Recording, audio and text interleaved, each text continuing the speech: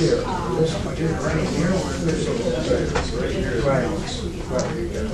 Plus they're in for 3 years, they're gonna work anyway. Yeah. So, I mean, I understand, but when you give another 3-year contract for another job, it's like, what jobs are them people doing now? Even so, but all of them.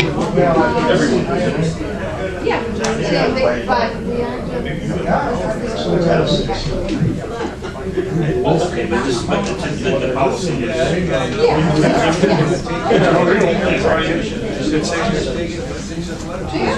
Like range.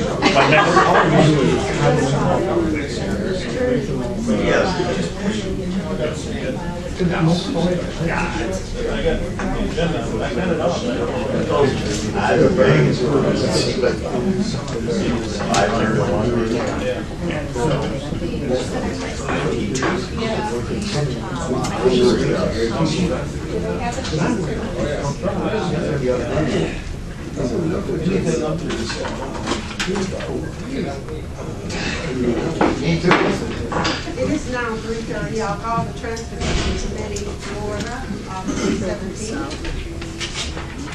Okay. Roll call, please. Commissioner Collins? Here. Commissioner Cross? Here. Commissioner Derzinski? Here. Commissioner Engel? Here. Commissioner Jager? Here. Commissioner Longmire? Present. Commissioner Mahoney? Here. Commissioner Plummer? Here. Commissioner Skolnick? Commissioner Snyder? Here. Commissioner Wilkins? Here. What is your pleasure on the minutes of April 19th, 2012? Any discussion on the motion? Hearing none, all in favor signify by saying aye. Aye. All opposed? Motion is carried. We'll move on to informational items. Will they be accepted and placed on file? Second. Is there any discussion on the motion? Yes. Just a quick comment, Maria, the passenger activity is still doing well. Thank you. Are there any other questions or comments? All in favor signify by saying aye. Aye. All opposed? Motion is She carried. comes in, there'll be some agenda. We're down to the public comment on an agenda item. And we have Ms. Susie Hughes. Will you state your name, please, for the record? Susie Hughes, Muskegon Township. I have some questions on, not sure that they're questions, but on the cable installation at the airport. I know at the last meeting that I was at, Commissioner Plummer and Commissioner Jager both had some concerns that Green and Newhoff might be having overruns on their bids. And I noticed on the cable installation cost, the contractor has requested an additional 5 days to complete the work. But I noticed on the bid from Crane and Newhoff, they have only listed 3 days on their bid. And it says, construction fees are based on 3 days of construction. Additional compensation may be requested if the contractor exceeds the 3 days. And on the original thing he gave you, it says he's gonna take 5 days. And I think that's opening up a window for them to charge whatever they want as additional compensation may be requested. And that is pretty much the only thing I have at the moment. I did have one other thing on that. Now, I thought, and I could be wrong, that Crane and Newhoff had an office right outside the airport, in the air park. But I noticed on their bid that they had included 60 cents a mile with an estimated 300 miles to oversee this project. And I thought that was awfully expensive if they are just on the other side of the airport fence. That's all, thank you. Marty, would you like to address that? Good afternoon, Marty Piet, Airport Manager. To the first comment, as far as the contract days, the electrical contractor has asked for 5 extra days in the contract to perform the work. The contractor is expecting to be able to complete the work within 3 days. He asked for 5 days up front as a not to exceed amount of time based on weather. So the engineer prepared their amendment based on the 3 days of anticipated construction time. So if we had some sort of a delay, unforeseen delay, then we would come back and ask for an additional 2 days of work for Pride of Newhoff. But the expectation is that it can be completed within 3 days. So that's the reason for that difference in timing. The other question. Refresh my memory. 300 miles. Yes, 300 300 miles. miles. Pride of Newhoff does have an office in the business park. The office that's in the airport business park, it's not necessarily a home to the field engineers that do the oversight of the construction project. Those engineers come from their headquarters, which are in Grand Rapids. So some of the personnel in the Muskegon office print drawings, do some of the in-house engineering, but not the actual field inspection. That's why the mileage is in the contract, to get the engineers from Grand Rapids. Okay, thank you. Does that answer your? Yes, it does. Thank you very much. All right, thank you, Marty. We have another person, Mrs. Baker. She's speaking under not an agenda. Oh, I see. Okay, sorry about that. We'll move on now to number 6, items for consideration. TR 120515. Is there any discussion on the motion? Hearing none. All in favor, signify by saying aye. Aye. All opposed? The motion is carried. We'll move on to TR 120516. What is your pleasure? Second. Is there any discussion on the motion? Hearing none. All in support, say aye. Aye. The others? No. Okay, the motion is carried. We'll move on to TR 120517. Second. Any discussion on the motion? Commissioner Jager. This is more informational. Could this be used for other, for like semis and all that to use too? Could we use this in private? Because there's a lot more semis now going if it were compressed natural gas. Jim Muskegon Transit, 2624 6th Street. Currently, because the station has been funded with federal transit money and matched, we have not opened it to private sector. DTE Energy has asked us to look at that, and so we'll evaluate if that's a possibility to do. A lot of the semi trucks are using liquefied natural gas, which is, ours is a little different, it's compressed natural gas, but we certainly can look at that too. Well, I do know for like local drivers, compressed natural Local gas is fleets. better, and for over the road liquid is better. So, but with the keeping and picking plan, it's going to start happening more and more. So this might be like our electrical meter downstairs. This may be an opportunity actually we could sell it at a little bit of a profit and make some money at it. Certainly something we can look at. Excuse me, I'm sorry. How long does it take to fuel a bus with compressed gas? It's similar to fueling with diesel or gasoline. So it's just a few minutes. And the safety of it? Many would say it's actually safer because natural gas rises if it does spill, or if it leaks out, it rises to the atmosphere. It doesn't puddle or pool at the ground and cause a hazard. Commissioner Plummer? I just wanted to mention there's another compressed natural gas station in the county at Molly Corporation, which used to be Seal Power, and they're actually adding another one, so they're doing it, and the same company services them, so I think you're gonna see more of these now. You can do it on Grant Road too. I just know there's one there, because I inspected the first one, they got plans for a second one. I think usually Yeah, I couldn't tell you. You never know. Commissioner Snyder? Mr. Coons, don't we receive a subsidy from the federal government for this fuel? We had been receiving a 50-cent per gallon equivalent rebate through the IRS. That ended December 31st. I believe it's December 31st, unless they extend it in the transportation legislation and everything that they've been working on. My understanding is that discussion is taking place and it's likely to pass. That's what we're still hoping for. That would seem to preempt the ability to sell to private individuals. Well, they still allow that. There are still ways to claim that credit and to sell fuel with that as well. Okay, thank you. Thank you. Are there, yes, I think Westco has a compressed natural gas pump to which property type here. There is one there that's open to the public. are there any further questions? All in favor, signify by saying yes. Yes. All opposed? Then the motion is carried. We'll move on to TR 120518. Is there any discussion on the motion? Commissioner Jager. Is this property, is this a real estate acquisition? Is this property next to the, or we have a present, or? Yes, these would be the two parcels of property on either side of the existing managed So terminals. we've come to an agreement now on that? We have not yet negotiated the property. We're waiting on the federal approvals before they will allow us to go to negotiations. The dollar amount that's listed in here is based upon the asking price for those parcels. It does not necessarily represent what we will pay for it. And will there be some money in here for, like, building the new tractor, or is that? No, That's that's in other grants. Are there any further questions? Thank you, Mr. Coombs. Hearing none, all in favor signify by saying yes. Yes. All opposed?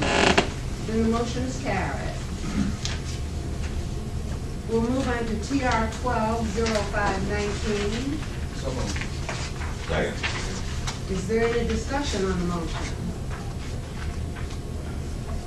Hearing none, all in favor signify by saying yes. Yes. All opposed? No.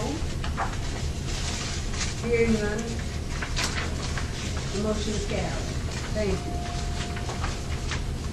We'll move on to TR 120520. Is there discussion on the motion? Hearing none, all in favor say yes. Yes. All those opposed say no. The motion is carried. We'll move on to TR 120521. Is there discussion on the motion? Commissioner Discussion, Garzinski? maybe a comment. Private new law, we see a lot of them. And partly that's because of their familiarity with most of the operations within the county. And that does give them an advantage price-wise and otherwise. I'm wondering if we could take a little historical look, and I do not want to create work for staff, at maybe the last 3 or 4 years of projects, and see if there is,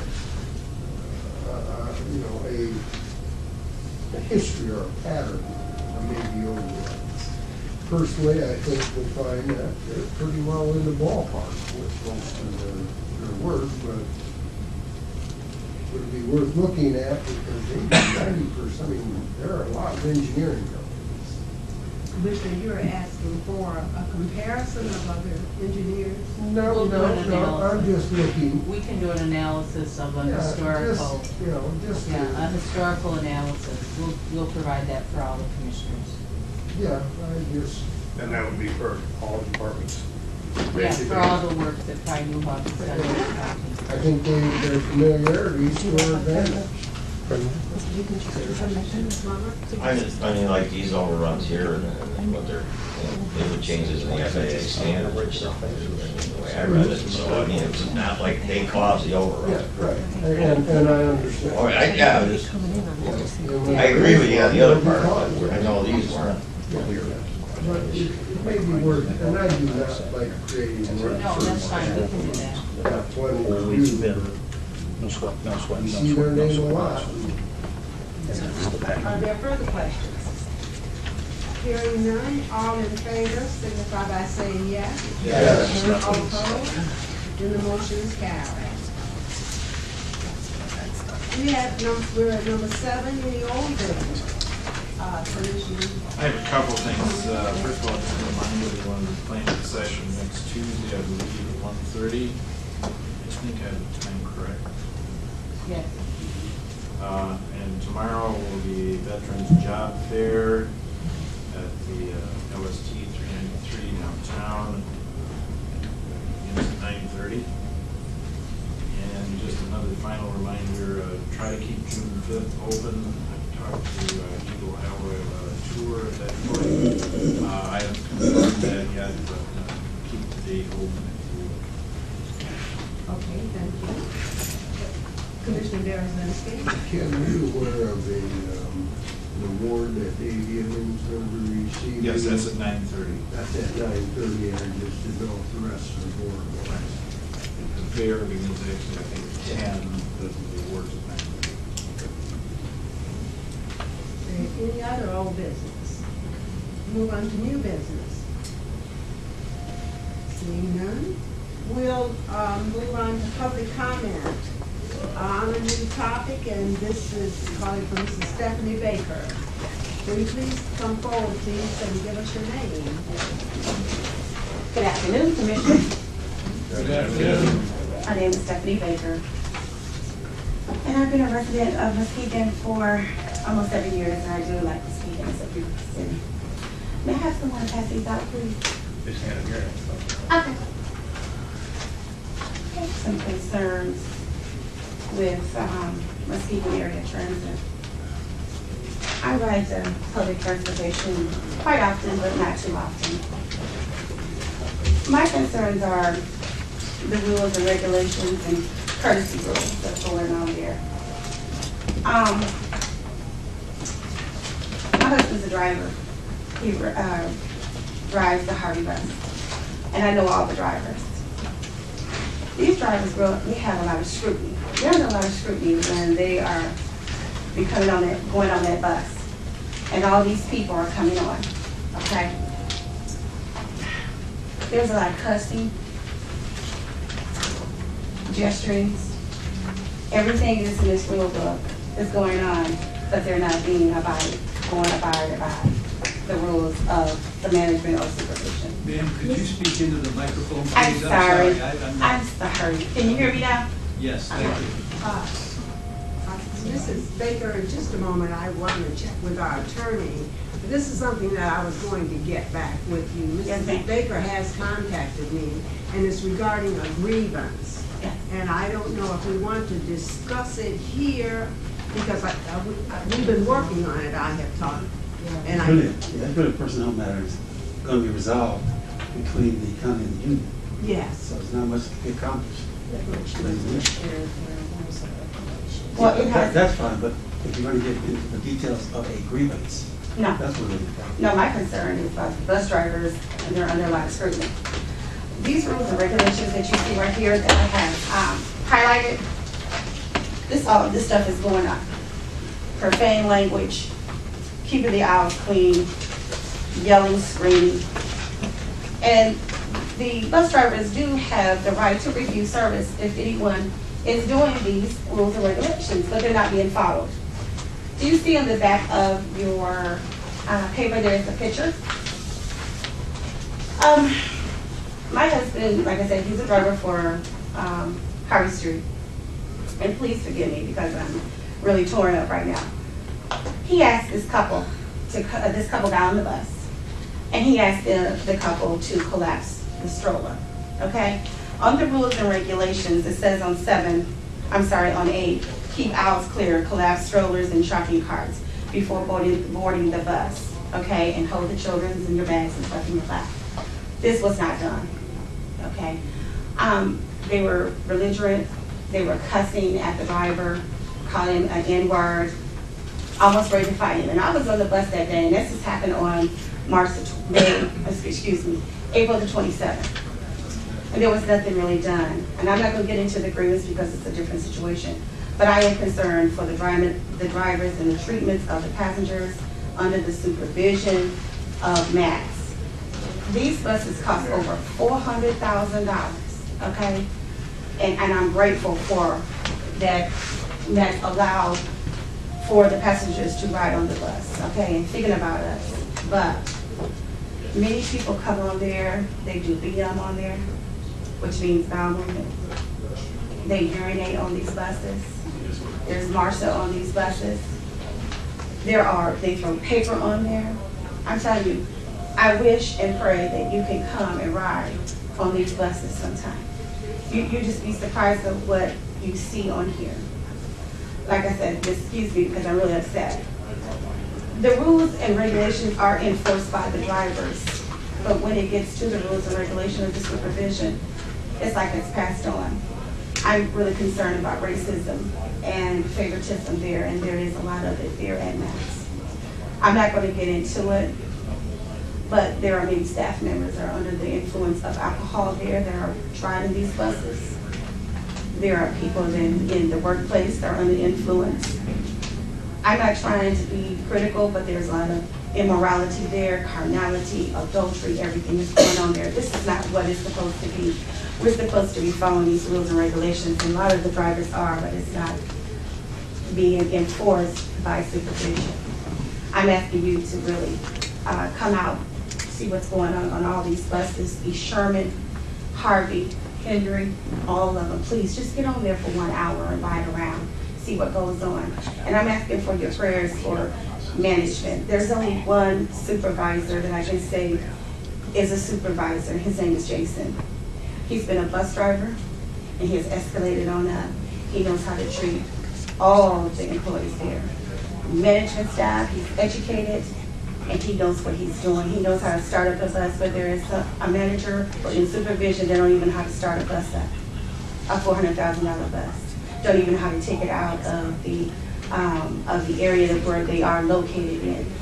So I'm just asking you to please just pray that God will move on behalf. I'm not going to get into the grievance right now, but please come out. I just have some concerns about the people using the N-word, but we say it's okay to use it. That's racism. That's racism and favoritism. Thank you for allowing me to speak, and I hope I don't have to come back, or maybe I will. Thank you. Thank you, Mrs. Baker, and we will be getting back with. Yes, ma'am. Yes, ma'am. Thank you.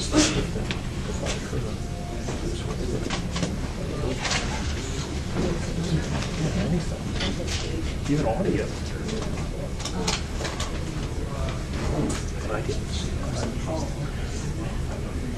This is Maya.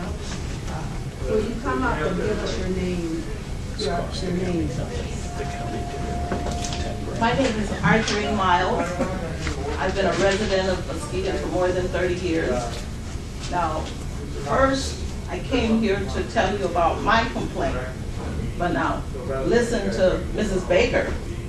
I first need to comment on what she says, because I feel her husband violated as many of these rules as she just spoke about. And all these things that she speak about is going on. And we as passengers is being put in danger. Now this morning I had a doctor's appointment on Harvey out by the mall. I get the streets mixed up. But when I got on the bus, there was a young lady that was on that bus, that leaves on that bus probably as much as I do. And you understand, I ride the bus every day. I buy a monthly pass. I'm disabled. That's my main source of transportation. That young lady, that woman was on the bus this morning when I got on the bus. And when my doctor's appointment was done and I got back on the bus, she was back on there. But what frightened me was she was allowed to stand beyond that yellow line. There's a yellow line on there that's supposed to be a safety line. This young lady was allowed to stand, talk to the bus driver. The bus driver played the radio. So that means there was 3 things going on. So I wanted to know, how was she protecting my interests? Was she watching the stop signs, watching the cars? I don't think she was. And that's my comment. Well, thank you. And again, like I agree with Ms. Baker, these buses is comfortable, they're new, it's my main source of transportation. And I thank all of you for them. But it needs to be some rules and some law enforcement's done before somebody is hurt and killed. And I do stress the word killed because it could be me. Because everything is being done, is being allowed to be done on these buses. And I thank you for listening to me. Well, thank you for bringing that to our attention. And Mr. Lukens is here And I know that he is working on these other issues too. And I did call the Match Transportation headquarters this morning too. Okay. So thank you very much. Mr. Lucas? If I could just make an announcement to the commissioners, Bob Lucas, Community Development Director. We will be having community forums for MATS coming up on June 13th and June 26th, I believe they are. So we will have 2 community forums, one in Muskegon City Hall and one in Muskegon Heights City Hall, that we will accept comments and talk to the constituents and bus riders and other transit users. So I wanted to alert you all of that, and we will have additional information as we near those dates. Quick question, at what time would that be? 7 to 9 p.m. in the evening. In Muskegon City Hall? Muskegon City Hall on the 13th and Muskegon Heights City Hall on the 26th. Yeah, quick question. Do we have cameras in these buses? Yes. Yes, we do. Thank you. Thank you. All right. I'll entertain a motion to adjourn. Second. All in favor, signify by saying aye. Thank you for the entertainment.